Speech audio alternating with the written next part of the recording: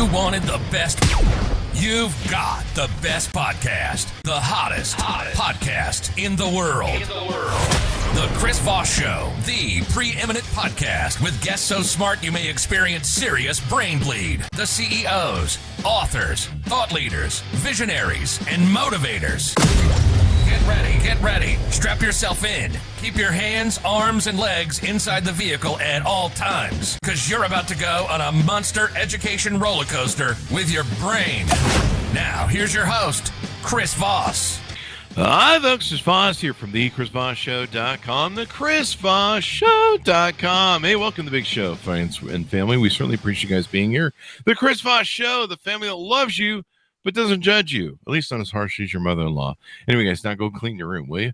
Anyway, be sure to subscribe to the show, refer it to your family, friends, tell them to sign up at youtube.com/Chris Voss, goodreads.com/Chris Voss, and LinkedIn/Chris Voss. See the big LinkedIn newsletter, the big 130,000 group over there as well.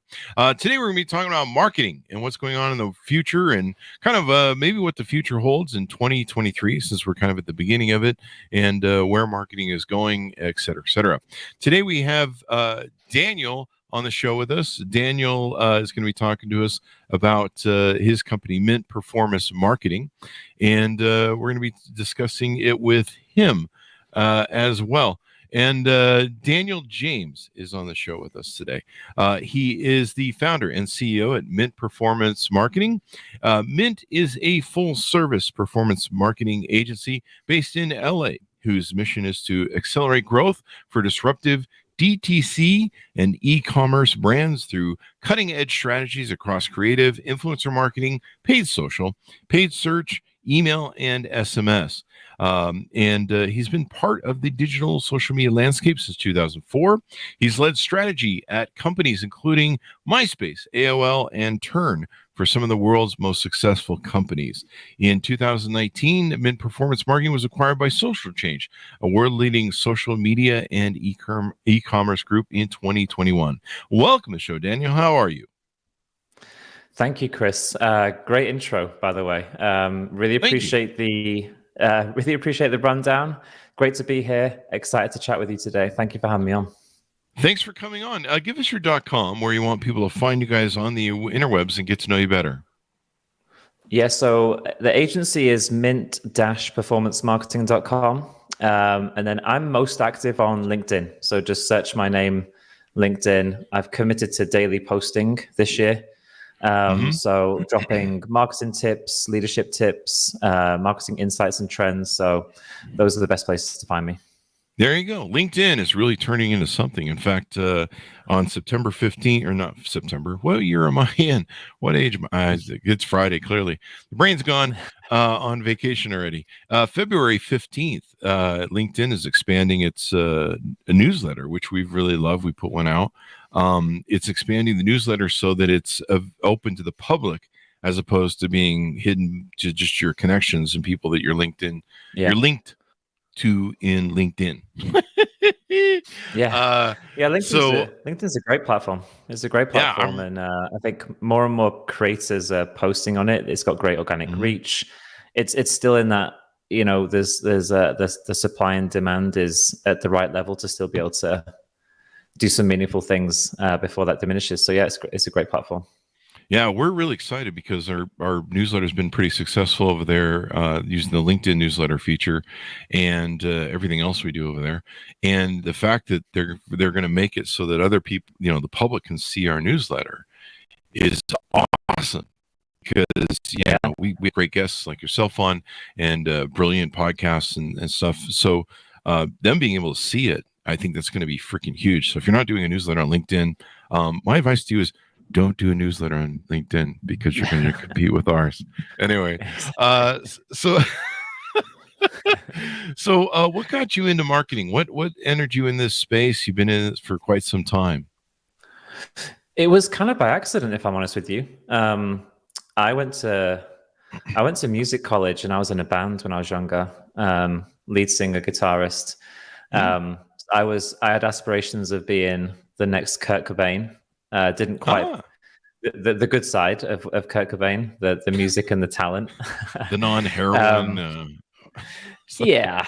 I was gonna give that a miss probably. So I was in a band, and I mean, looking back, not trying to rewrite history, one of the things I was really good at with the band was marketing ourselves, like creative shoots, doing photo shoots, how we did album artwork. And the way I kind of knew about MySpace back in, it was like 2004, was we created a MySpace page for our band. I got an opportunity for a very entry-level position at MySpace at the time. I was like, oh, I know about MySpace. It was not very well known at the time. They kind of took a chance on me, and at that time, you did a bit of everything at MySpace. So it was really good to be able to soak up loads of knowledge across the team there. And I became obsessed with this idea of creating really cool shit online to help brands reach consumers. I just became obsessed at that point with the idea of marketing and just consumer psychology and social media and digital marketing media. And so from that point on, just completely bitten by it and just immersed myself in it. There you go. And so what led you to first start your own agency? So I've been working with agencies and companies, obviously in my career, leading brand strategy quite well. I did well in my corporate career, I guess you could call it that. But it got to the point where it was less meaningful for me. Working with massive brands where the goal is to spend the budget. And, one of the brands I was working with was Toyota. You're spending tens of millions a month. And does it move the needle, or are you just maintaining current market share, right? Yes, there's strategy involved, but I'd moved to LA at the time, and I was meeting brand owners in the fashion space, in the CPG space, and I saw a real opportunity to partner with those brands and leverage all my expertise within digital marketing to accelerate their growth in a way that, whereas Toyota going from however many hundreds of billions market share, you could take a brand from 100K a month in Shopify revenue to 500K. That has a massive impact on the brand, on those people's lives. So the initial intent was, I want to be more impactful to people and brands with the knowledge that I had. There you go. And of course, running your own show and being your own boss kind of is fun, right? Yeah. I was never very good with authority, to be honest with you. So, it definitely helps. Yeah, there you go. Helps. Well, that's how I've been since 18. I don't work well with others, at least not they're supposed to be above me. You have to be smarter than me to be above me, and you better be pretty goddamn smart. The actual thing it was I wanted to be able to move at a greater speed. Right? When you're in bigger companies and there's people above you, your ideas have to go through 10 rounds of approvals, and big companies don't move quickly. So it's really nice being able to come up with an idea in the morning and do it in the afternoon, and no one kind of stop that. Yeah, you don't have some idiot going, whatever. So with your company, Mid Performance Marketing, what do you guys do? Give us an overview of 30,000 feet sort of view of how you guys do it and what you do for clients. Yeah, so I mean, you mentioned it in the intro, but we're a full service agency. We've got an office in LA, office in New York, and an office in England as well. We work with Shopify-based e-commerce brands, mainly in the fashion, CPG, beauty, health, and wellness verticals. And our entire mission is to accelerate their growth. We have a model that we call scale and sustain. So it's customer acquisition, customer retention in harmony, right? Because you're scaling your brand through acquisition, but you need sustainable growth, which is the retention of those customers once you've acquired them. So that's our focus. From a service perspective, we do UGC creative, which is big in the space now, especially with social platforms being a main acquisition channel, influencer marketing, paid social, search, affiliates, and retention marketing. Sounds like you guys cover the full gambit of online marketing these days. Yeah, we do. And it was really intentional when I set up the agency, because again, coming from the background that I had, it was always really baffling to me that these brands would have 20 different agencies for all the things they need to do, and none of those agencies talked because they weren't really incentivized to do so, right? You're incentivized for you to perform and for you to have as much budget in your agency as possible. So we're able to be a bit more agnostic with our services because we don't care whether paid social or search or influencers are performing best for you. We want to deliver whatever service under our scope is driving the most meaningful results. And so that it was very intentional that it was a full service agency, so that you got one team driving all those aspects. It provides such efficiency benefits, performance benefits, and also you got, from a brand standpoint, you've got one vendor to manage versus all these different agencies who don't talk to each other, and you've got to try and make sense of it all from an internal brand perspective. There you go. What do you, and you may have already just described some of it, but what do you feel really differentiates your agency from others?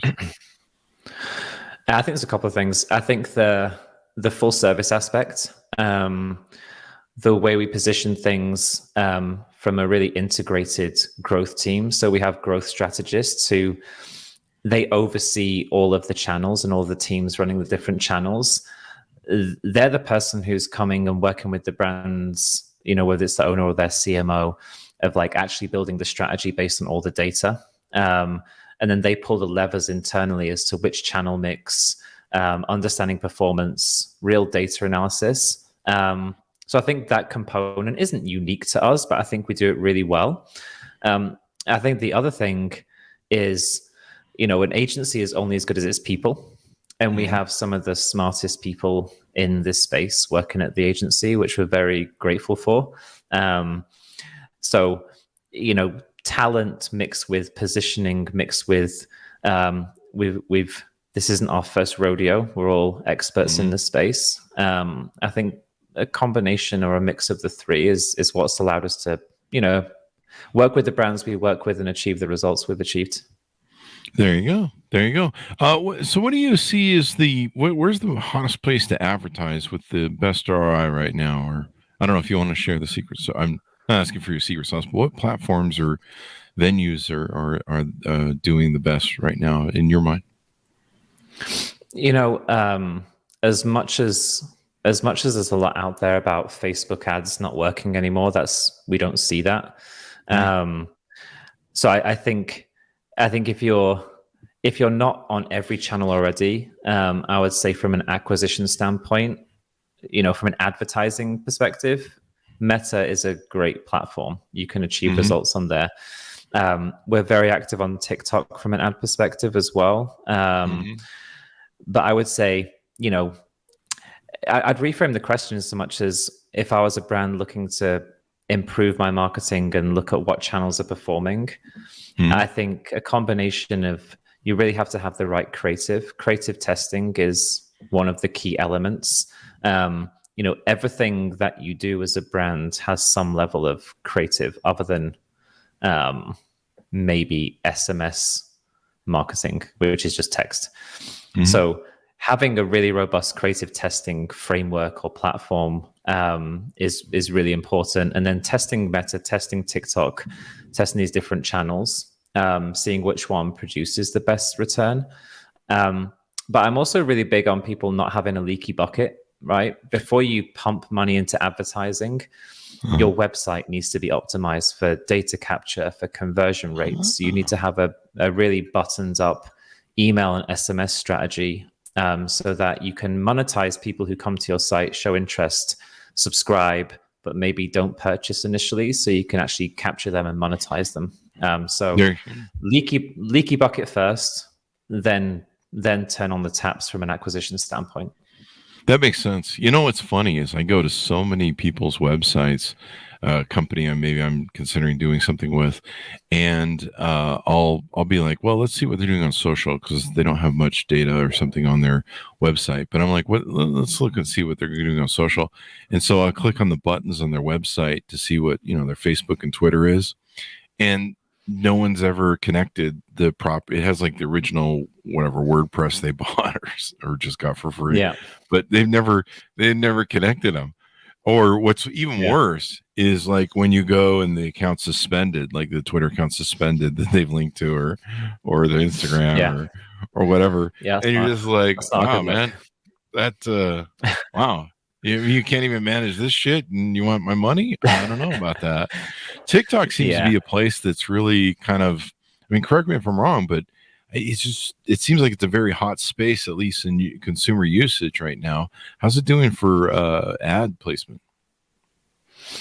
It is really hot. One of the main reasons, I mean, obviously popularity of people posting content on there, but from a marketing standpoint, it still has a really high level of organic reach, which every platform has to begin with, and it declines because they want you to pay for achieving the same levels of reach.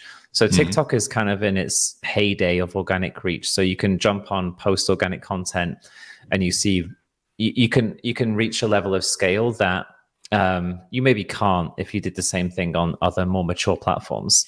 So it's a huge opportunity for brands. I think from a one-to-one acquisition performance standpoint, we see some really strong performance and we see some not so strong performance. But what is consistent for either of those scenarios is the halo effect of brand awareness is considerable. So you might not see that the same level of one-to-one attribution in TikTok as maybe you do in some other platforms, especially if it's a new channel for you.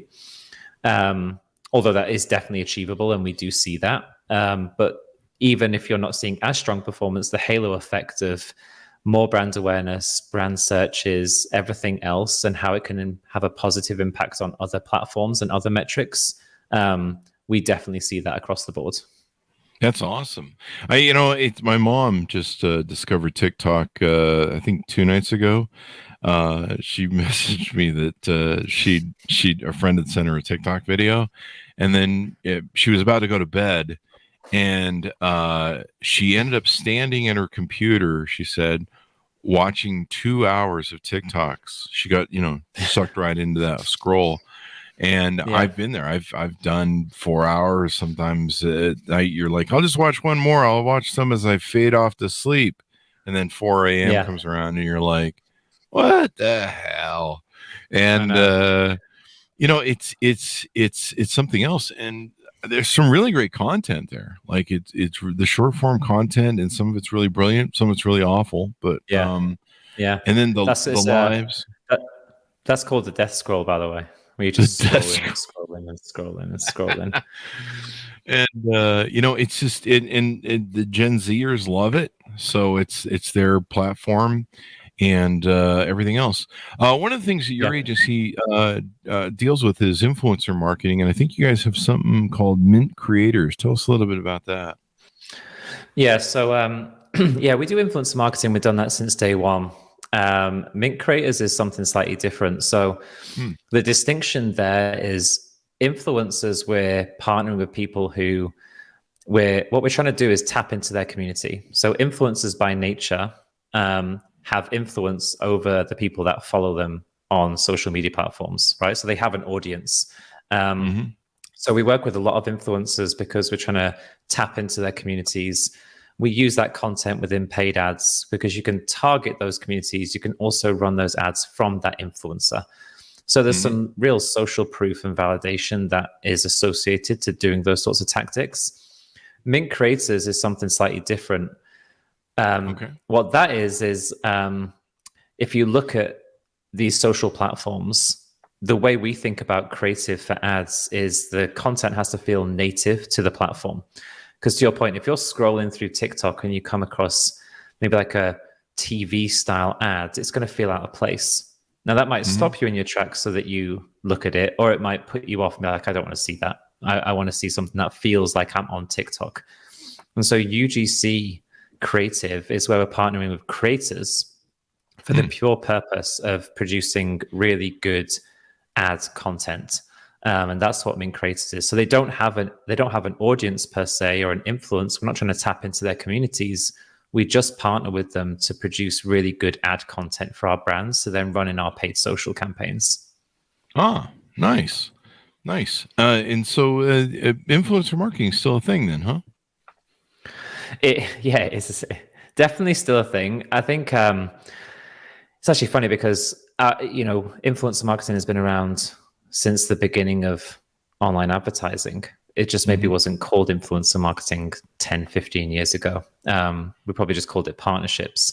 But it's definitely still a thing. I think where brands maybe haven't seen success is really understanding how to partner with the right influencers, and also how to really work with those influencers to produce the right content that's going to engage with their communities, and you can then use that as an extension of your brands. There you go. Well, this has been pretty insightful. What else do you see as the future, this coming year or the next few years in marketing? Is there any pioneering things you see on the horizon that are coming our way? Pioneering things. I mean, dare we talk about AI? I don't know if we should. Let's do. Let's talk about AI, Chat GPT. That seems to be the hot thing everyone's talking about. It is. I mean, I did a podcast the other day where we were talking about that. My take on it is we're using it within our team, because we write ad copy, email copy, landing page copy. I think it's a really powerful tool for volume and ideation.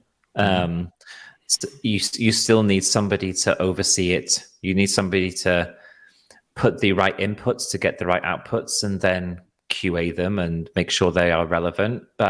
But it's definitely a tool we are testing and using. I've used it for some ideation for LinkedIn posts, but it requires that human element to then refine. It's the same as like algorithms, right? Facebook and all these platforms, they're all built on algorithms, but algorithms work better with humans overseeing them. They do. I kind of feel the same about AI and ChatGPT in the context of how are marketers and brands going to use it.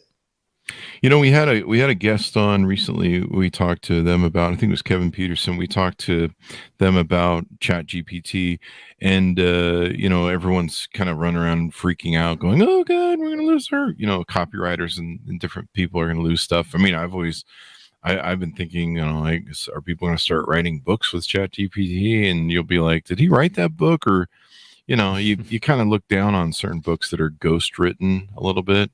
At least I do. Yeah. My personal opinion, I wrote mine and blood, sweat, and teared it. So yeah, if you got somebody else to write your book on a ghost thing, I'm gonna give you an eye of shame. I mean, it's not meant that you're not brilliant, but one thing he mentioned is it's kind of going to become to a point with maybe Chat GPT where it gets you 85% of the way there, like it writes some copy for you, and really the refocus of what your job's going to be is just being a more powerful editor. And so not only as a creator, you're going to be plugging it in the way you want to plug it in, which is a human customization. And so, it's still the human who makes the request, even like on some of the artwork I've been seeing. I forget the name of some of the Mid-Journey, I think it is. As a creator or as a human being, you have to put in the inputs of what you want it to come out. It can't read your mind, and I don't know, maybe it will eventually become autonomous to where it can think as it wants. Well, I'll just make this up, which then Skynet comes and Terminator and all that good stuff. The Boston Dynamic robots turn on us, as we all know. Just kidding, Boston Dynamics, don't sue me. So not only are we the creators of the input, but we're just gonna have to spend a little more time editing because I think I was reading this morning there was something that they got Chat GPT to write about psychology or something along those lines, and a lot of it was wrong. Like it was collecting bad data or crappy data that there's everyone's got a different opinion on the web. If you haven't been on Twitter lately, or TikTok, and so we're just going to become more powerful editors. So do you kind of see that with what you guys are doing with ads, and do we need to be concerned? Do you think, like, one of the things I'm concerned about is there seems to be a lot of ways to try and identify what's been written in AI and negate that. Like maybe even Google's kind of looking at like maybe we need to knock this down a peg or two. If it seems to be AI, ChatGPT put out a tool that you can use to identify if it's done by AI. How do you see the whole playing out? Where is there just a lot more editing involved? I totally agree with that take. You still need someone to make the inputs, and I think that's a really good kind of take on it. Is it's going to make you a better editor? I think it can get you, like you said, 75, 80% there, but you still have to edit it. I think transparency around something that's written by AI makes sense. One of my questions, and to your point, is it's like, and I'm not some expert on how the back end of all this is working. I'll profess to that. But you come into a place of, like you said, where's it sourcing its data from? What's the validity check on that data? And also copyright issues. If me and you go on to ChatGPT and type in the same prompt, and then we post that as in like individual pieces of work, and it's the same, you get into copyright infringement potentials. I think there's a lot. I think there's a lot that it needs to do to progress, to kind of solve some of those issues. But I mean, for now, I think it's fun to test it, use it, play about with it. We're at the start of it, which is exciting. You see what I mean? I'm like, no one was talking about this 6 months ago from a broader perspective, and now everyone's kind of talking about it, especially within my kind of circles. So I think we'll see it evolve. There's definitely some gaps and some queries in my head around the copyright element, the validity of information. But for what we use it for, if I'm honest with you, it does a really good job of broadening ideation for our editors to then narrow down through that editing process. Yeah. I mean, if you've ever written a book, editing is almost more of the work than writing the book. Yeah. Not yet. But I won't use a ghostwriter now I've spoken to you, because don't do it. Write your own book. I mean, you can. I don't mean to shame anybody who is used. I do mean to shame people who use ghostwriters. Sorry, I wrote my book and it was painful, and the editing was even more painful. It's just I remember calling my friends who were book authors, and I was at the point where I was starting to write madly. All work and no play makes Jack a dull boy. I was at the shining moment with my book, and my friends were like, "Oh, if you're at that moment, don't throw it out the window. You're at the perfect moment. That means you're almost there." And I'm like, "The hell with you people! I'm gonna murder everyone." But I got through it, and it was important I did, because now I've got that callus that I can do the thing. But no, it's you bring up something really interesting that I think I'll be talking about more: transparency, and here's the other word: disclosure. Because I mean, on my website, I have to. Was there like an FCC disclosure? I think I have to have for affiliate marketing, and I know there's something at the bottom that I'm required to have, and I believe all website or marketers have the FCC disclosure on how we receive products and promote them, and kind of a disclosure that our copyright, of course, is down at the bottom of the website. But maybe that needs to be one of the things that we create either a law on with the FCC, where if you use an AI bot to generate your content, you need to have disclosure. You need to say this is, we're seeing all these lawsuits now from the fallout of FTX and some of the crypto promotion. You saw that with the event promotion with influencers. A lot of influencers now are getting sued and brought into legal things because they endorsed either crypto products, or what was the Fire Festival, if you remember that, what a big fallout that was for influencers. And now we're seeing more and more lawsuits. We're seeing like SEC getting involved, where they're like, hey, you were encouraging an investment vehicle and you broke the investment vehicle rules of disclosure and stuff. So maybe that's what we need to all decide to do. Or, hey, if you use ChatGPT or an AI sort of generator, you have to disclose that person created this data, as opposed to the thing and have full transparency. Yeah, I mean, it's a huge thing with the digital world, isn't it? It's it's those disclosures, transparency, and also whenever data is involved, what is happening with that data. So I totally agree with you that, you know, there will need to be more done around that transparency disclosure piece, because people will demand it, and the regulatory boards are super hot on that sort of stuff. So expect some red tape around some of these things. I would think it should be important that we do that, because it can discern the difference between whatever. I don't know. Maybe there's I'm trying to think of what the argument is on the other side of why not to do that. You know, but transparency, especially with brands, is really important. I mean, let's create a scenario. I mean, you're brand. Let's just throw Nike in the mix.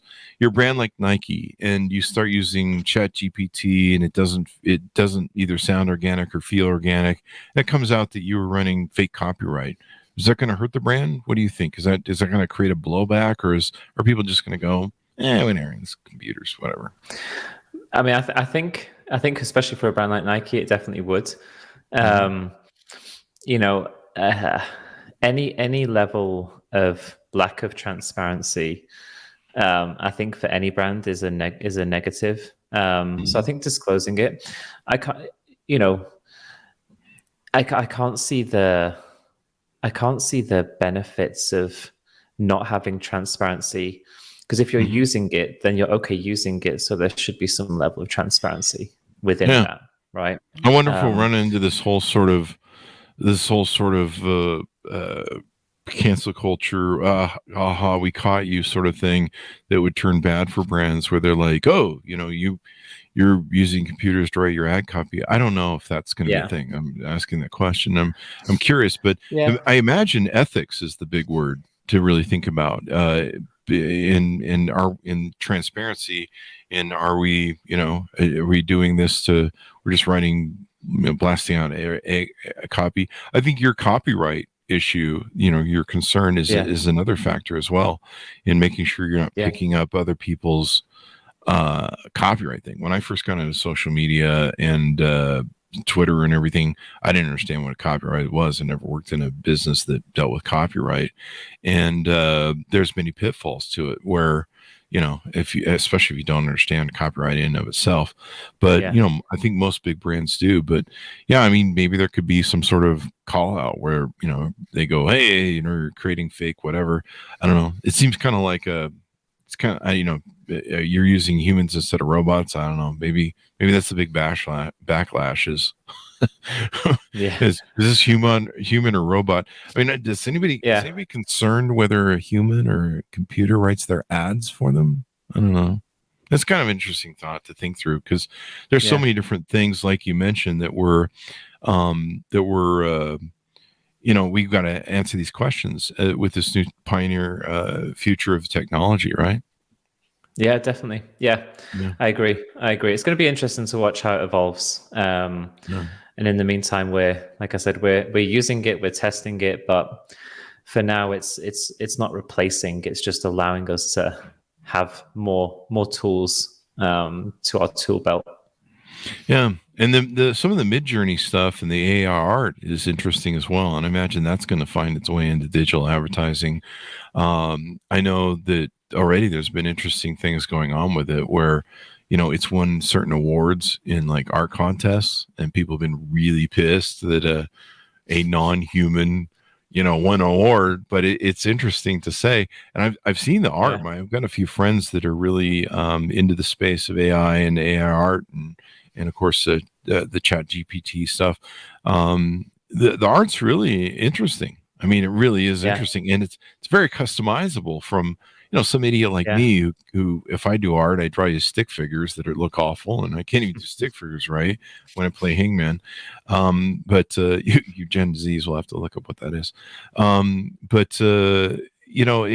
It's someone like me could go in to the AI program and create some beautiful, interesting art.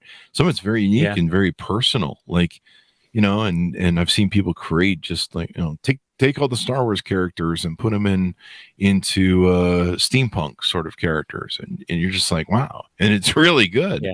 You're like, wow, that's really interesting. So there might be some interesting spin for that. Yeah, I agree. I think the whole Web3 space is super interesting. Yeah. You look at NFTs, you look at the stuff that Meta's doing in the Web3 space.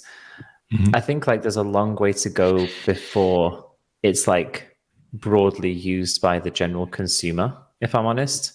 And I don't know if I don't know if I love the direction it's going in to say that you're going to have a fully digitalized life.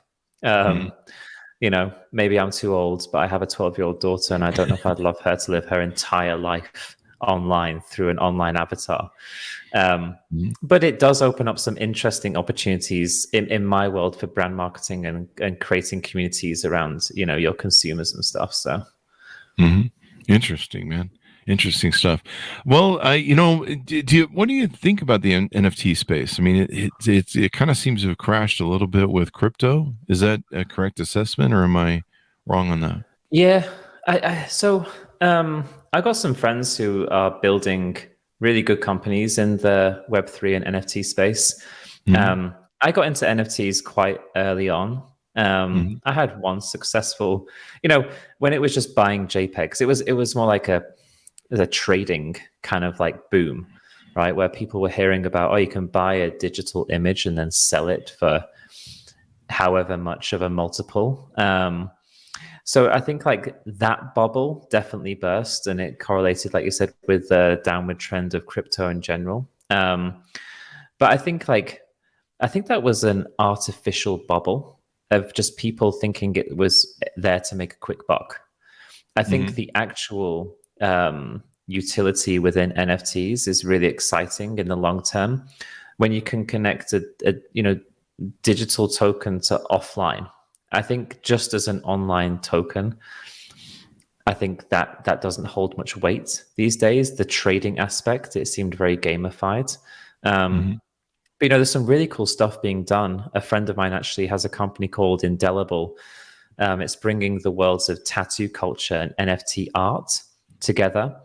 So he's partnering with all the world's best tattoo artists, creating NFT collections around that. For that, you get offline experiences and offline benefits. Do you see what I mean? So that to me is the real utility of NFTs specifically going forward versus just buying and trading digital JPEGs to try and make profit.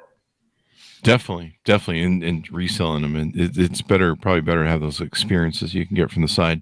I can see a lot of brands liking that. Well, Daniel, it's been wonderful to have you on. Anything more you want to tease out about your company, what you guys do, and how you do it?